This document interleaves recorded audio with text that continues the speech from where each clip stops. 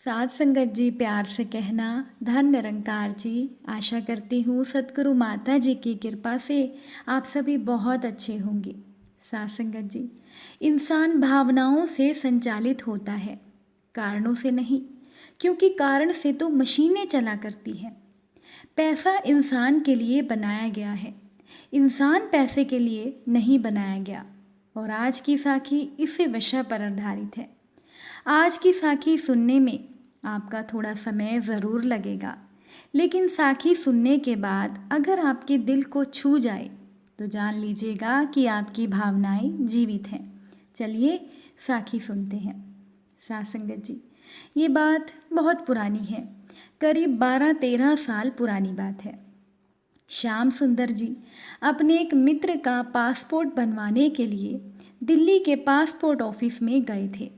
उन दिनों इंटरनेट पर फार्म भरने की सुविधा नहीं थी और पासपोर्ट दफ्तर में उन लोगों का बोलबाला था जो खुलेआम लोगों से पैसे लेकर पासपोर्ट के फार्म बेचने से लेकर उसे भरवाने, जमा करवाने और पासपोर्ट बनवाने का काम किया करते थे।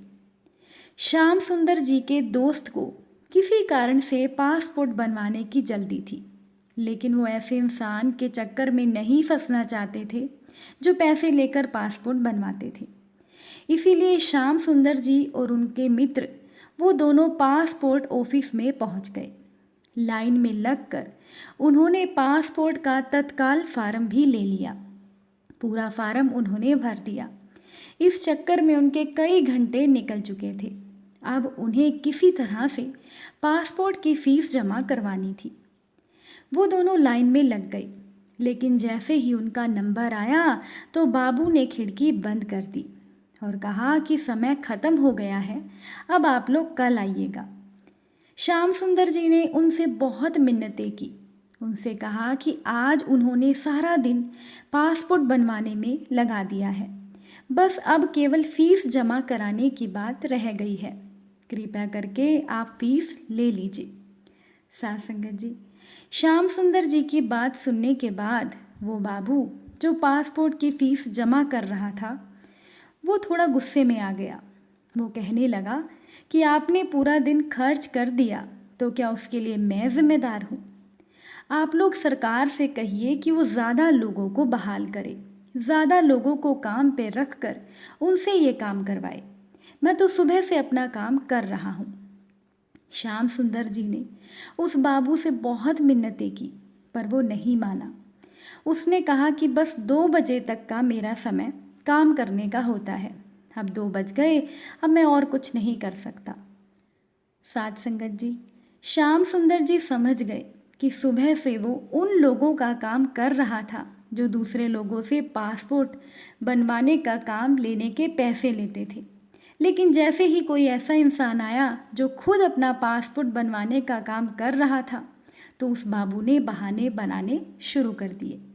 लेकिन श्याम सुंदर जी और उनका मित्र भी अड़े हुए थे कि वो बिना अपने पद का इस्तेमाल करें और बिना ऊपर से पैसे खिलाए, बिना किसी को रिश्वत दिए अपना पासपोर्ट बनवा कर ही रहेंगे।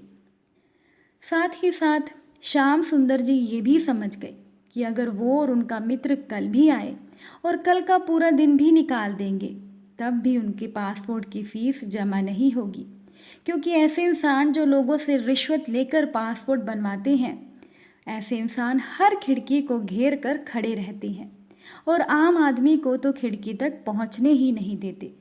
खैर, श्याम सुंदर जी का मित्र इस बात पर बहुत मायूस हुआ और उन्होंने श्याम सुंदर जी से कहा कि चलो अब कल आएंगे।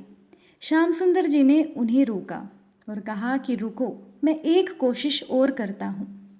वो बाबू जो पासपोर्ट की फ़ीस जमा कर रहा था वो अपना थैला उठाकर जा चुका था। श्याम सुंदर जी ने कुछ नहीं कहा, बस उसके पीछे पीछे वो चल दिए। वो उसी दफ्तर में तीसरी या चौथी मंजिल पर बनी एक कैंटीन में गया।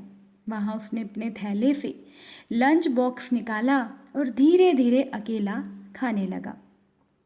श्याम सुंदर जी उसके सामने वाली बेंच पर जाकर बैठ गए। उस बाबू ने श्याम सुंदर को देखा और बड़ा बुरा सा मुंह बनाया। श्याम सुंदर जी उसकी ओर देखकर हंसने लगे और श्याम सुंदर जी ने उस बाबू से पूछा कि क्या तुम खाना रोज घर से लाते हो? उस बाबू ने अनमने मन से कहा कि हाँ, रोज घर से लाता हूँ। तब श्याम सुंदर जी ने उससे कहा, तुम्हारे पास तो बहुत काम है, रोज तुम बहुत से नए नए लोगों से मिलते होंगे। वो कहने लगा कि हाँ, मैं तो एक से बड़े एक अधिकारी से रोज मिलता हूँ। कई आईएएस, आईपीएस, विधायक और ना जाने कौन कौन रोज मेरे दफ्तर में आते हैं। मेरी कुर्सी के सामने बड़े बड़े लोग खड़े होकर इंतज़ार करते हैं। श्याम सुंदर जी ने बड़े ध्यान से उस बाबू को देखा। ऐसा कहते हुए उस बाबू के चेहरे पर अहंकार का भाव था। श्याम सुंदर जी उसकी बातें चुपचाप सुनते रहे। फिर श्याम सुंदर जी ने उस बाबू को पूछा कि एक रोटी क्या मैं तुम्हारी प्लेट से खा सकता हूँ?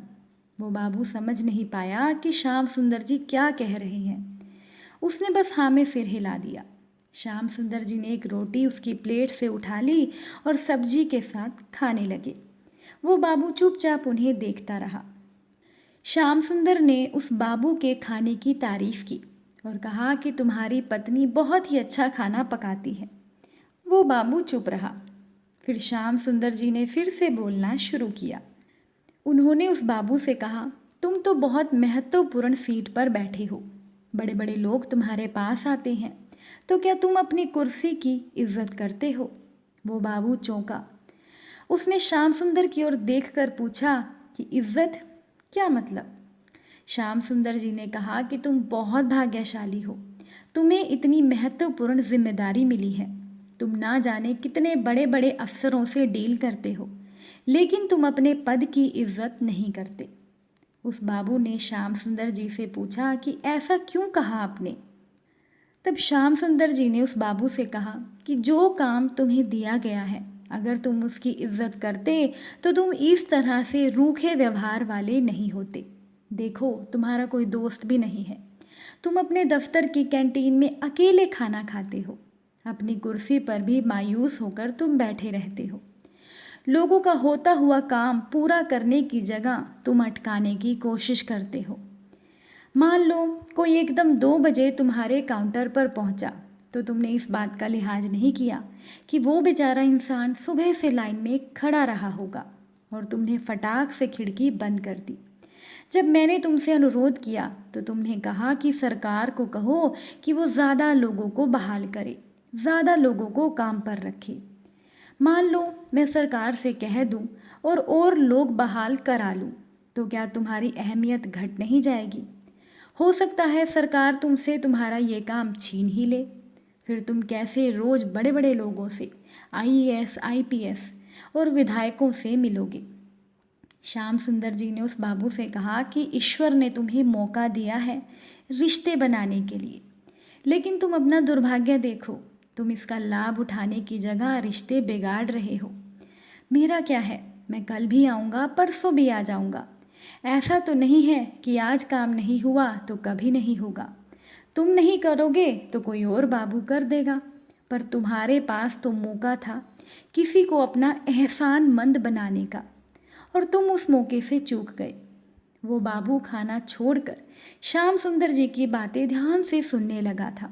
श्याम सुंदर जी ने उस बाबू से कहा कि तुम पैसे तो बहुत कमा लोगे, लेकिन रिश्ते नहीं कमाए तो सब बेकार। क्या करोगे इतने पैसों का? अपना व्यवहार ठीक नहीं रखोगे तो तुम्हारे घर वाले भी तुमसे दुखी होकर चले जाएंगे। तुम्हारे यार दोस्त तो हैं ही नहीं, ये तो मैं पहले ही देख चुका हूँ। मुझे देखो, अपने दफ्तर में मैंने कभी अकेले खाना नहीं खाया। मुझे यहाँ भी भूख लगी तो मैं तुम्हारे साथ खाना खाने आ गया।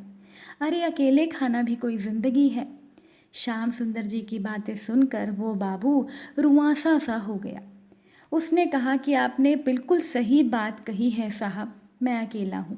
मेरी पत्नी मुझसे झगड़ा करके मायके चली गई है। मेरे बच्चे भी मुझे पसंद नहीं करते। घर में मेरी माँ है, वो भी मुझसे ज़्यादा बात नहीं करती। सुबह 4-5 रोटी बनाकर दे देती है और मैं तन्हा अकेला खाना खाता हूँ। रात में भी मेरा घर जाने का मन नहीं करता। मुझे समझ नहीं आता कि गड़बड़ कहाँ है। श्याम सुंदर जी ने धीरे से उस बाबू से कहा कि खुद को लोगों से जोड़ो, किसी की मदद कर सकते हो तो करो। देखो, यहाँ मैं अपने मित्र का पासपोर्ट बनवाने के लिए आया हूँ। मेरे पास तो अपना पासपोर्ट है। मैंने अपने दोस्त के खातिर तुमसे मिन्नतें भी की, निस्वार्थ भाव से। इसीलिए मेरे पास दोस्त है, तुम्हारे पास तो दोस्त भी नहीं है। वो बाबू उठा और उसने मुझसे कहा, उसने श्याम सुंदर जी से कहा कि आप मेरी खिड़की पर पहुँचो, मैं आज ही आपका पासपोर्ट की फ़ीस का फार्म जमा करूँगा। अब श्याम सुंदर जी नीचे गए और उन्होंने फार्म जमा करा ही लिया और फीस भी जमा करा दी और हफ्ते भर में उनके दोस्त का पासपोर्ट बनकर आ गया। जब उस बाबू ने फीस जमा की तो उसने श्याम सुंदर जी से उनका नंबर मांगा, तो श्याम सुंदर जी ने अपना मोबाइल नंबर उस बाबू को दे दिया और वहाँ से चले आए। बहुत दिनों के बाद दिवाली के दिन श्याम सुंदर जी के पास बहुत से फ़ोन आए। उन्होंने सभी फ़ोन उठाए। उनमें से एक नंबर से फ़ोन आया जिसमें उस बाबू ने कहा कि मैं रविंदर कुमार बोल रहा हूँ साहब। अब श्याम सुंदर जी उसे पहचान नहीं सके। उन्होंने उससे कहा कि मैंने आपको नहीं पहचाना। तो रविंदर कुमार जी ने कहा, उस बाबू ने कहा कि कई साल पहले आप हमारे पास अपने किसी दोस्त के पासपोर्ट के लिए आए थे और आपने मेरे साथ रोटी भी खाई थी। आपने मुझसे कहा था कि पैसे की जगह रिश्ते बनाओ। तब श्याम सुंदर जी को एकदम से याद आया। उन्होंने कहा कि हाँ जी रविंदर साहब जी, आप कैसे हैं। उन्होंने खुश होकर कहा कि साहब आप उस दिन तो चले गए, फिर मैं बहुत सोचता रहा। मुझे लगा कि पैसे तो सचमुच बहुत लोग दे जाते हैं, लेकिन साथ खाना खाने वाला कोई नहीं मिलता, सब अपने में व्यस्त हैं। उस बाबू ने आगे बताना शुरू किया, जिनका नाम रविंदर जी था। उन्होंने श्याम सुंदर जी से कहा कि अगले दिन मैं पत्नी के मायके गया। मैंने उसे बहुत मिन्नतें की और मैं उसे घर ले आया। वो मान ही नहीं रही थी। वो खाना खाने बैठी तो मैंने उसकी प्लेट से एक रोटी उठा ली और कहा कि साथ खिलाओगी। तो मेरी पत्नी हैरान थी। वो मेरे साथ मेरे घर चली आई। बच्चे भी आ गए। आगे रविंद्र कुमार जी ने, उस बाबू जी ने श्याम सुंदर जी को कहा कि साहब अब मैं पैसे नहीं कमाता, अब मैं रिश्ते कमाता हूँ। जो भी मेरे पास आता है मैं उसका काम कर देता हूँ। आज मैंने आपको दिवाली की बधाई देने के लिए फ़ोन किया है। अगले महीने मेरी बेटी की शादी है और आपको आना है। आप अपना पता भेज दीजिएगा, मैं अपनी पत्नी के साथ आपके घर पर आऊँगा। मेरी पत्नी ने मुझसे पूछा कि ये पासपोर्ट दफ्तर में रिश्ते कमाना कहाँ से सीखा। तो मैंने अपनी पत्नी को सारी कहानी बताई। उस बाबू ने श्याम सुंदर जी से फ़ोन पर कहा कि आप मेरे घर में किसी से नहीं मिले, लेकिन मेरे घर में आपने रिश्ता जोड़ लिया है। सब आपको जानते हैं। बहुत दिनों से मैं फ़ोन करने की सोचता रहा, लेकिन मेरी हिम्मत नहीं होती थी। आज दिवाली का मौका देखकर मैं आपको फ़ोन कर रहा हूँ। आपको मेरी बेटी की शादी में ज़रूर आना है। मेरी बेटी को आशीर्वाद दीजिएगा। एक रिश्ता जोड़ा है मैंने आपसे, मुझे यकीन है आप आएंगे। वो बाबू बोलते जा रहा था और श्याम सुंदर जी सुनते जा रहे थे। उन्होंने सोचा नहीं था कि सचमुच उस बाबू की ज़िंदगी में भी पैसों पर रिश्ता भारी पड़ेगा, लेकिन श्याम सुंदर जी का कहा सच साबित हुआ। इसीलिए साथ संगत जी, पैसा इंसान के लिए बनाया गया है, लेकिन इंसान पैसे के लिए नहीं बना। इसीलिए पैसों को उतनी ही अहमियत दीजिए जितनी ज़रूरी है। ऐसा ना हो कि आप अपने सभी रिश्ते नातों से ऊपर पैसे को समझने लगे और अपने रिश्तों की अहमियत को ही भूल जाए। चलिए साखीकांत सभी सिमरन से करेंगे। तू ही निरंकार मैं तेरी शरण हाँ, मैनू बख्श लो। तू ही निरंकार मैं तेरी शरण हाँ, मैनू बख्श लो। साध संगत जी प्यार से कहना, धन निरंकार जी।